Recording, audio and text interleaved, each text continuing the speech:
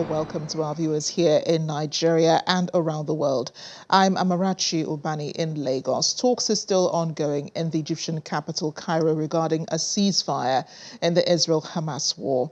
Now, earlier, the Israelis refused to confirm whether or not they would be sending a delegation to join the mediation talks with Hamas. They had requested Hamas release the names of captives still inside Gaza, even though both sides have agreed a prisoner exchange would be part of any deal. 3 days into the negotiations, they've ended without a breakthrough. Hamas, however, says negotiations are continuing, but that the ball is in Israel's court. Hamas spokesperson Jihad Tahar says Hamas is open to proposals and initiatives that are consistent with the position calling for a ceasefire withdrawal, the return of the displaced, the entry of relieved convoys, and reconstruction. In the meantime, aerial warning alarms sounded a while ago in the Galilee region of northern Israel. They were heard in the areas of Shomera, Arab, Al-Ramish, and Zarit. It comes as Hezbollah, the Lebanese militant group, said it targeted a mechanized Israeli military force in Berkat Bisha outpost in northern Israel with a missile strike. The attack achieved a direct hit, according to Hezbollah, adding that it caused damage and started a fire. Belgium is sending a military transport plane for a Gaza aid drop no earlier than Wednesday. The Defense Minister Ludivine Didonda says the effort is part of a Jordan-based humanitarian coalition for Palestine. In another development, the World Health Organization is warning of extreme malnutrition and starvation in northern Gaza. Director General Tedros Ghebreyesus visited 2 hospitals in the northern strip over the weekend. He described the situation there as appalling. He spoke of grim findings such as lack of food resulting in the death of 10 children.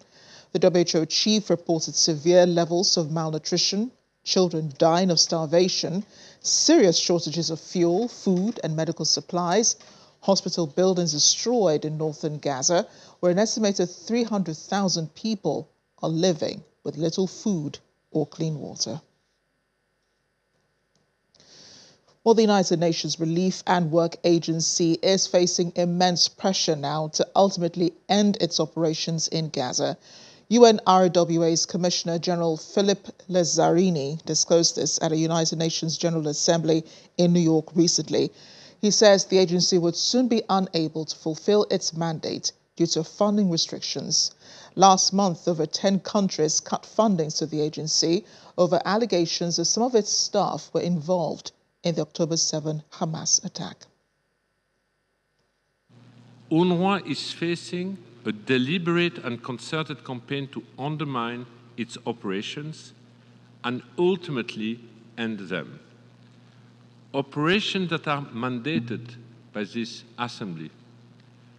Part of this campaign involves inundating donors with misinformation designed to foster distrust and tarnish the reputation of the agency.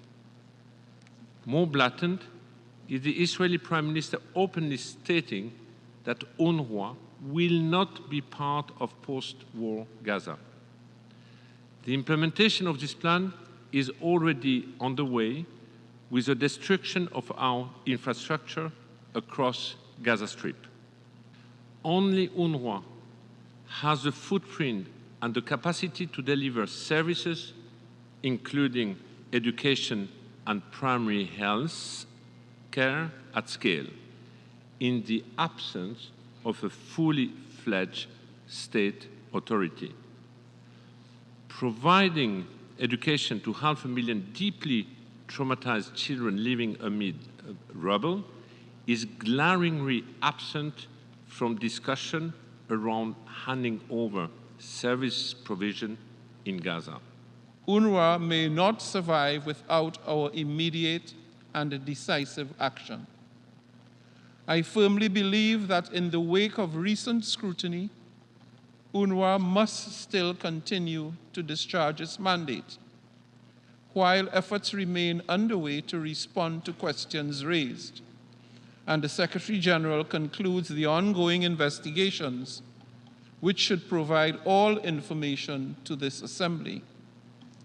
I also believe that as the custodian of UNRWA's mandate, this assembly bears the primary duty towards the agency, its staff, and the millions of refugees it supports until its mission is accomplished. The VOA's Ricky Rawson is in Tel Aviv for us. Ricky, great to see you. Let's begin with the ceasefire talks. We are learning that after 3 days there's been no headway. What's the holdup? Well, Israel says that it's waiting for an answer from Hamas. The Hamas leader in Gaza, the military leader in Gaza, Yahya Sinwar, is said to be holding out in the hope that if Israeli military action continues in Gaza with the start of Ramadan on next Sunday, March 10th, that there will be an explosion among Muslims in the West Bank and Jerusalem, specifically around the site of the holy site of Al-Aqsa. And so he is holding out on giving his agreement to the deal that was worked out. Yeah, but the purpose of having a ceasefire would ensure that, this, purpose of having the talks, beg your pardon, is to have a ceasefire. So the issue of, holding out the attacks seems a bit off. But earlier, there was speculation about whether or not Israel will be attending the talks. Can you confirm for us, Ricky, if there are any Israeli officials in Cairo specifically there to participate in these talks? Apparently, Israel did not send representatives this weekend to the talks because they were told that Hamas did not agree to the deal. But in the meantime, the U.S. especially is asking Egypt and Qatar to pressure Hamas to agree to the deal, and then Israel will return to sign. Would that be connected to the meeting that War Cabinet member Benny Gantz is having with the U.S. Vice President Kamala Harris in Washington? We understand there are talks holding between the two. Could you tell us some more about that, and if this is important for the ceasefire deal that's being proposed? Well, apparently Benny Gantz went to Washington without the approval of the Prime Minister Netanyahu, even though he is a member of the government, a temporary member of the government. And Netanyahu is quite angry about this because he sees it as a challenge to his authority. But in fact, Benny Gantz is much more popular than Netanyahu in Israel. And they say that if there were elections, he and his party would win in a landslide over Netanyahu and probably replace this government. And his ideas about what should be happening with a ceasefire and the continuation of relations between Israel and Gaza and the Palestinians is closer to what the opinions held by Biden and Kamala Harris and the entire American administration. Well, they only feel that now because we've seen, the way the war has played out. Benny Gantz did run for election even before Prime Minister Benjamin Netanyahu became Prime Minister. And he had to form a coalition government eventually. So I still don't understand, how the favoritism now that the Israelis repose on him, for this during this crisis. Well, the purpose of having the ceasefire, Ricky, is for those aid trucks to get into Gaza. The UN has complained time again that lots of people are dying from malnutrition, especially children, children under 5, I think. Women and children don't have, the supplies that they need. Also, hospitals are running out of supplies. It's a lot of shortages on the ground. What is Israel doing in the meantime? Are they considering any alternatives while they're trying to resolve, a deal with Hamas? It's very difficult to determine exactly the cause of the prevention of aid trucks not getting into Gaza, especially in the north, where the aid is most needed these days. This is where the tragic scene occurred a few days ago, when over 100 desperate Palestinians, including children, were killed trying to get to the 30 aid trucks and died as a result of stampeding and Israeli gunfire. The Israeli authorities insist that they are coordinating with aid organizations to facilitate delivery, including air deliveries that are being dropped by Jordan and the US. But obviously, there was a complete lack of coordination that allowed such a tragedy to happen and may not allow future aid deliveries. So if the Israeli government is taking responsibility for what happened with the stampede and with the Israeli Defense Forces opening fire on innocent civilians rushing the aid trucks, do we know where all of that aid has gone?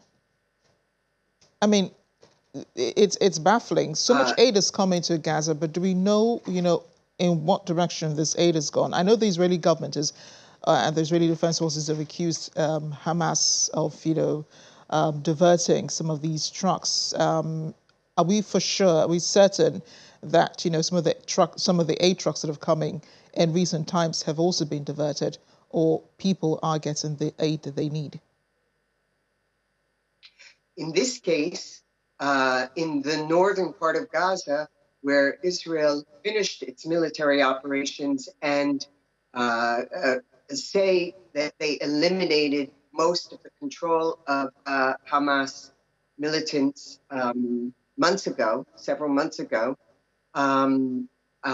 it's hard to say that, it's impossible to say actually, that Hamas would be there to steal or divert the aid.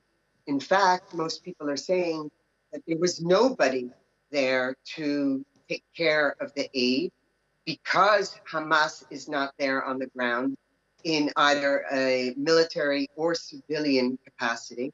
And the usual, the UN aid groups and other, like the World Food Program and the WHO, have insisted that they weren't involved in this tragedy. Really interesting. Walk us through, if you will, Ricky, the siren that sounded earlier today in northern Israel and what happened afterwards.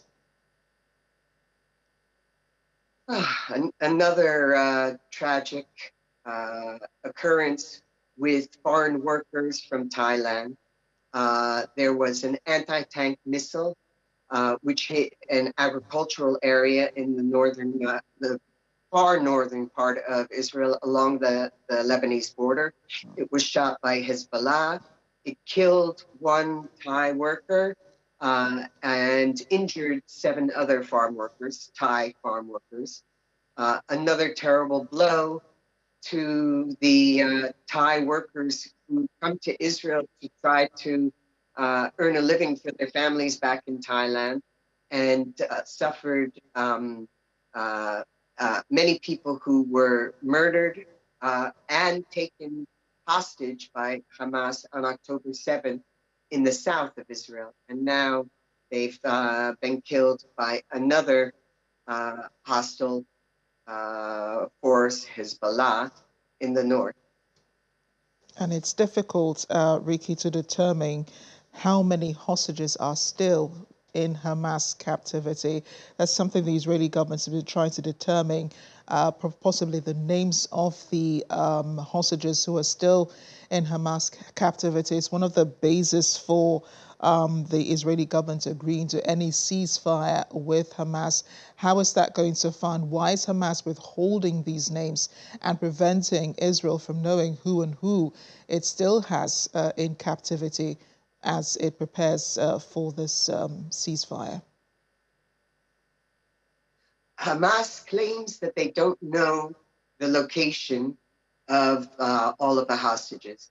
And in fact, there were many hostages who were taken on October 7th from the south of Israel, who were taken by Gazan civilians or other militant groups and being held by them.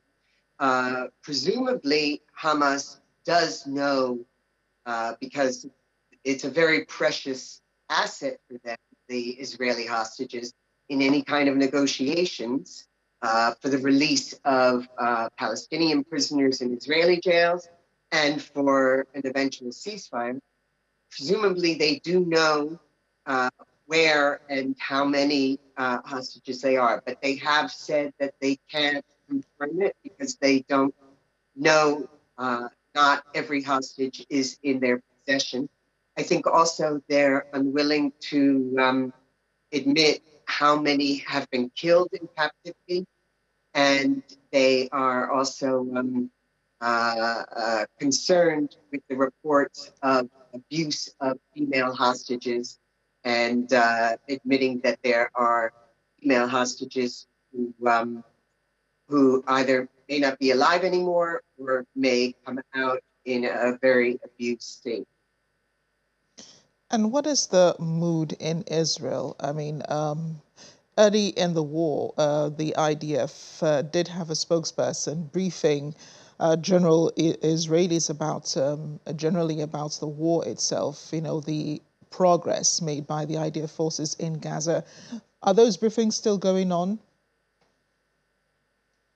Hardly, because I think in general, the Israeli army is kind of in a holding pattern, waiting to see if there is a ceasefire agreement before Ramadan starts, because they announced that they would delay the start of a final military operation into Rafah, which is the only remaining stronghold of Hamas fighters.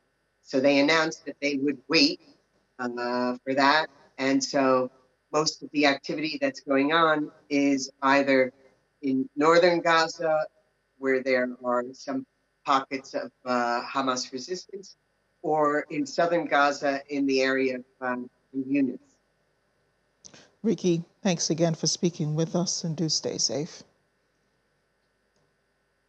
Thank you.